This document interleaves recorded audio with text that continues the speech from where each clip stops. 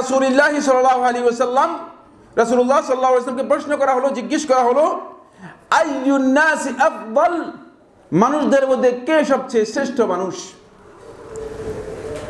বোঝা গেল যে আপনি যদি মানুষদের মধ্যে সবচেয়ে বড় বুজুর্গ, সবচেয়ে বড় সম্মানিত, সবচেয়ে বড় শ্রেষ্ঠত্বের মানে উত্তীর্ণ হতে চান, তাহলে আল্লাহ রাসূল সাল্লাল্লাহু আলাইহি ওয়াসাল্লামের এই বক্তব্য আপনাকে কি করতে হবে? জানতে হবে। আর কে আছে এমন যিনি শ্রেষ্ঠ হতে চান না? আমার তো বিশ্বাস সবাই এই কামনা করা উচিত যে আমি মানুষদের মধ্যে শ্রেষ্ঠ মানুষ এর কি বৈশিষ্ট্য আছে একটু জেনে নিই, তাহলে আমি অন্ততপক্ষে এটা ক্লারিফাই করতে পারবো, আমি এতটুকু বুঝতে পারবো যে আদৌ মানুষদের মধ্যে শ্রেষ্ঠ হওয়ার জন্য যে বৈশিষ্ট্যগুলো আমার মধ্যে থাকা দরকার ছিল সেগুলোর কিছু আছে কিনা আমার মধ্যে। তাই আল্লাহ রাসূল সাল্লাল্লাহু আলাইহি ওয়াসাল্লামকে প্রশ্ন করা হলো, আইয়ুন নাসি আফদাল, মানুষদের মধ্যে শ্রেষ্ঠ কে? তখন রাসূলুল্লাহ সাল্লাল্লাহু আলাইহি ওয়াসাল্লাম এর উত্তর দিচ্ছেন, আনসার করতেছেন এভাবে, কুল্লু মাখমুমিল কলবি ওয়া সাদুকুল লিসান, প্রত্যেক ওই ব্যক্তি যে মাখমুম অন্তরের অধিকারী, মাখমুম অন্তরের অধিকারী, ওয়া সাদুকুল লিসান, এবং সত্যবাদী জিহ্বার অধিকারী, মানে যার জিহ্বার মধ্যে সত্য ছাড়া মিথ্যা কখনো আসেনি, এই ব্যক্তি, আর যার অন্তরটা মাখমুম। সাহাবায়ে কেরাম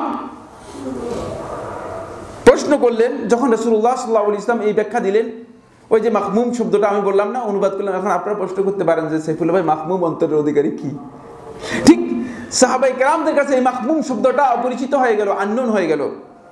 ক্বালু ইয়া রাসূলুল্লাহ, সাহাবায়ে কেরাম প্রশ্ন করলেন, হে আল্লাহর রাসূল সাল্লাল্লাহু আলাইহি ওয়াসাল্লাম, সাদুকুল লিসান না'রিফুহু, সত্যবাদী জিহ্বা এটা আমরা চিনতে পেরেছি, জানতে পেরেছি, অর্থাৎ যার জিহ্বায় কখনো সত্য ছাড়া মিথ্যা কখনো আসে নাই, এটা আমরা বুঝতে পেরেছি, সত্যবাদী ব্যক্তির পরিচয় আমরা জানি।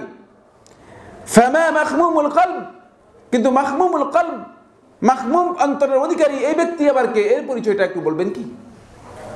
তখন আল্লাহ রাসূল সাল্লাল্লাহু আলাইহি ওয়াসাল্লাম এই মাখমুমুল কলব কে, মাখমুম অন্তরের অধিকারী, তার পরিচয় করে দিচ্ছেন। কাল, তিনি বলেন, হুয়াত তাকিয়ুন নাকি, এর বৈশিষ্ট্য হচ্ছে দুটি।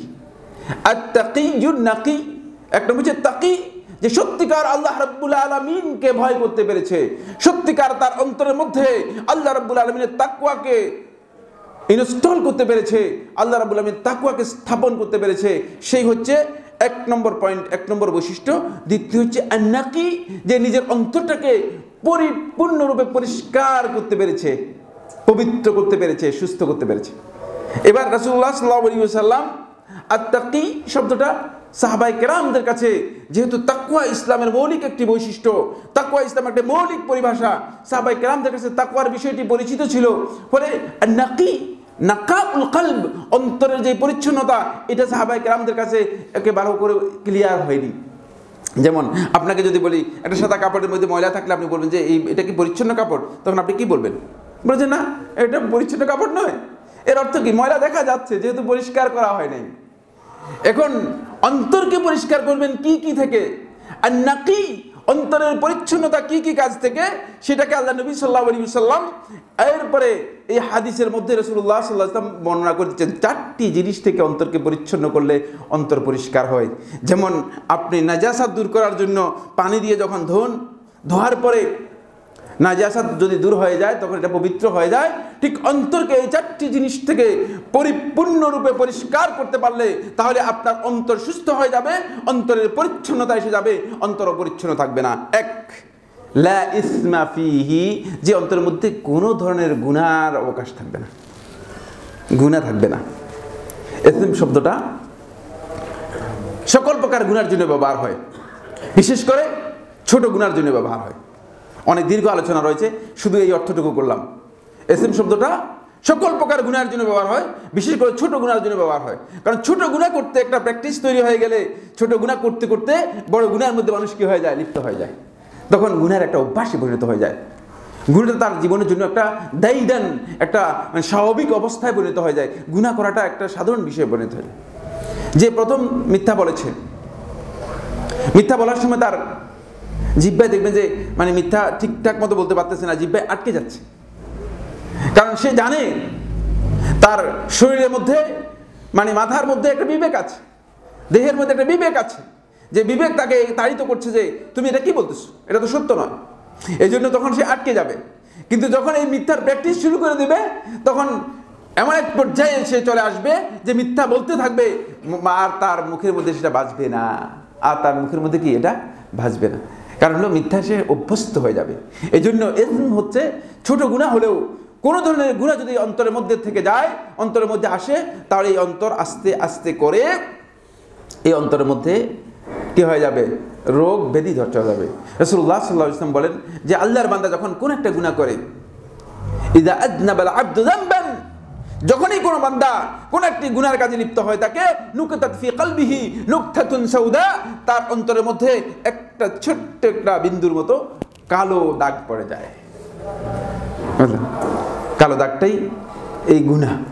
এর থেকে পরিষ্কার করতে হবে, অন্তরকে এর থেকে পরিষ্কার করতে হবে। আসুন দুই নম্বর হচ্ছে ওয়ালা বাগি, এর মধ্যে সীমালঙ্ঘন থাকতে পারবে না, অন্তরের মধ্যে সীমালঙ্ঘন থাকতে পারবে না।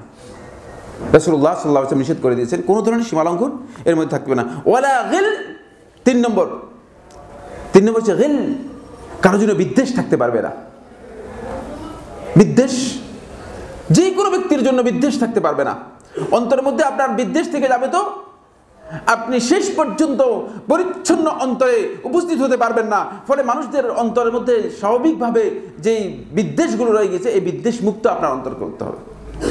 আপনি দেখা যায় যে আমরা অনেকেই মানে বিদ্বেষ নিয়ে, 100 লোকের বিদ্বেষ নিয়ে মানে আপনি দৌড়াচ্ছেন, আপনি চলতেছেন, আপনার জানা নেই যে আপনি কত বেশি ক্ষতিগ্রস্ত। কারণ 100 লোকের বোঝা যদি আপনার মাথার উপর তুলে দেওয়া হতো, তারা মানে এই বিদ্বেষগুলোকে সবগুলোকে বোঝা আকারে যদি আপনার মাথার উপর তুলে দেওয়া হতো, আর আপনি যদি এগুলো নিয়ে বেড়াতেন, তাহলে আপনি কিন্তু বেড়াতে পারতেন না। অথচ আপনি আপনার অন্তরের মধ্যে 100 লোকের বিদ্বেষ নিয়ে আপনি দৌড়াচ্ছেন, আপনি চলতেছেন। এই বিদ্বেষ পরিপূর্ণ অন্তর, এটা ব্যাধিগ্রস্ত অন্তর। বিদ্বেষ থেকে কি করতে হবে, বেরিয়ে আসতে হবে। ফলে আল্লাহ রাব্বুল আলামিন জান্নাতে যখন জান্নাতীদেরকে প্রবেশ করাবেন, তখন সকল প্রকার অন্তরের বিদ্বেষ তাদের অন্তর থেকে পরিষ্কার করে দিবেন। ওয়ানাজা'না মা ফি সুদুরিহিম মিন গিল, আল্লাহ সুবহানাহু ওয়া তাআলা ইরশাদ করতেছেন ওয়ানাজা'না মা ফি সুদুরিহিম মিন গিল, তাদের অন্তরের মধ্যে যত বিদ্বেষ রয়েছে সবগুলো তাদের অন্তর থেকে খুলে নিব, তারপর তাদেরকে জান্নাতের মধ্যে প্রবেশ করাবো। কারণ এখন আপনি এই যে প্রশ্নগুলো আমাদের কাছে আসে যে অমুককে কিভাবে, অমুককে কিভাবে, অমুককে কিভাবে, জান্নাতের মধ্যে অমুককে এটা দেওয়া হবে কেন, মহিলারা প্রশ্ন করে জান্নাতের মধ্যে পুরুষদেরকে হুর দিবে, আমাদেরকে কি দিবে, সব বিদ্বেষপূর্ণ প্রশ্ন। কথা কি বুঝতে পেরেছে কিনা? মানে এগুলো আল্লাহ তাআলার প্রশ্নের সাথে আল্লাহ রাব্বুল আলামিন ওপেন করে দিয়েছেন। জান্নাতের নিয়ামত আল্লাহর বান্দাদের জন্য, আল্লাহর বান্দীদের জন্য একেবারে ওপেন করে দেওয়া হয়েছে। এই সমস্ত প্রশ্ন আর সেখানে আসবেই না, কারণ সেখানে কোনো ধরনের তাকলিফই নেই, শরীয়তের কোনো বিধান নেই, শরীয়তের বিধান সেখানে প্রযোজ্যই হবে না। এই প্রশ্নগুলো সবগুলো ওই বিদ্বেষ, অন্তরের মধ্যে বিদ্বেষ, অন্তরের মধ্যে সংকীর্ণতা যে রয়েছে, ওই সংকীর্ণতা, এই সংকীর্ণতা আল্লাহ রাব্বুল আলামিন জান্নাতে প্রবেশ করানোর আগে আল্লাহ সুবহানাহু ওয়া তাআলা এগুলো থেকে কি করবেন, সমস্ত মানুষদেরকে মুক্ত করে দেবেন। এরপরে ওয়ালা হিকদ, 4 নম্বর পয়েন্ট, ওয়ালা হিকদ, কোন ধরনের প্রতিহিংসা। হিকদ বলা হয় থাকে প্রতিহিংসাকে, আর হাসাদ হচ্ছে হিংসা, বুঝলেন? হাসাদ এর হাসাদকে অন্তর্ভুক্ত করে। হিংসা এবং প্রতিহিংসা দুটোই ভয়ঙ্কর রোগ। হিংসা সম্পর্কে আমার মনে হয় এখানে অথবা অন্য কোথাও আমি আলোচনা করেছি, দীর্ঘ একটি আলোচনা করেছি। এটি এমন একটা আগুন, যে আগুন দিয়ে পরিবার ধ্বংস হয়ে যায়, যে আগুন দিয়ে সমাজ ধ্বংস হয়ে যায়, যে আগুন দিয়ে রাষ্ট্র ধ্বংস হয়ে যায়। এই ধরনের একটা আগুন, ভয়ঙ্কর আগুন হিংসা। আর এই হিংসার মানে রিয়েক্ট হচ্ছে, সেটা হলো প্রতিহিংসা। এই প্রতিহিংসা আমাদের অন্তরের মধ্যে যদি থেকে যায়, আমার বন্ধুগণ, তাহলে এই অন্তর কি হবে না, কোনোদিন পরিচ্ছন্ন হবে না। ফলে আল্লাহ রাসূল সাল্লাল্লাহু আলাইহি ওয়াসাল্লামের এই হাদিসটি ইমাম তিরমিজি রাহমাতুল্লাহ সুনানের মধ্যে বর্ণনা করেছেন। আব্দুল্লাহ ইবনে মাসউদ রাদিয়াল্লাহু আনহু থেকে তিনি বলেন, রাসূলুল্লাহ সাল্লাল্লাহু আলাইহি ওয়াসাল্লাম ইরশাদ করেছেন, লা ইউবাল্লিগুনি আহাদুন আন আহাদিন মিন আসহাবি শাইআ, তোমাদের মধ্যে কেউ যেন আমার কোনো সাহাবীর ব্যাপারে আমার কাছে এসে কোনো মন্তব্য, কোনো কথা, কোনো বিষয় সম্পর্কে যেন না বলে। লা ইউবাল্লিগুনি আহাদুন, কেউ যেন না আসে কথা নিয়ে, আন আহাদিন মিন আসহাবি শাইআন, আমার সাহাবীদের মধ্যে কারো কাছে কারো বক্তব্য নিয়ে, কারো কথা নিয়ে, যে আমার সাহাবী সম্পর্কে কোনো মন্তব্য নিয়ে আমার কাছে তোমাদের মধ্যে যেন কেউ না আসে। ফা ইন্নী উহিব্বু আন আখরুজা ইলাইহিম, কারণ আমি পছন্দ করি, আমি ভালোবাসি, আমি তাদের কাছে, তোমাদের কাছে উপস্থিত হতে চাই।